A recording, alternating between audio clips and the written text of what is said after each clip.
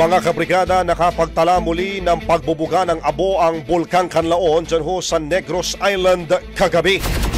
Dahil ho dito, patuloy pa rin ang panawagan ng Office of the Civil Defense sa mga residente sa lugar na manatiling alerto. Kasunod ho nito, sinabi naman ni OCD Yusek Ariel Nepomuceno na pinuntahan na ho nila ang mga residente na nagsisiuwian sa kanilang mga bahay na lagpas na sa 6-kilometer danger zone ng bulkan dahil hindi pa rin ligtas. Ayon ho sa opisyal, kahit nasa labas na ho ng 6 kilometers, magiging pahirapan kapag itinaas na sa alert level 4 ang bulkan dahil madaragdagan ng 100,000 na mga individual ang kailangan pong ilikas. Sa kasalukuyan mga kabrigada, aabot sa 4,000 mga individual ang naitalang bumalik sa kanilang mga tahanan.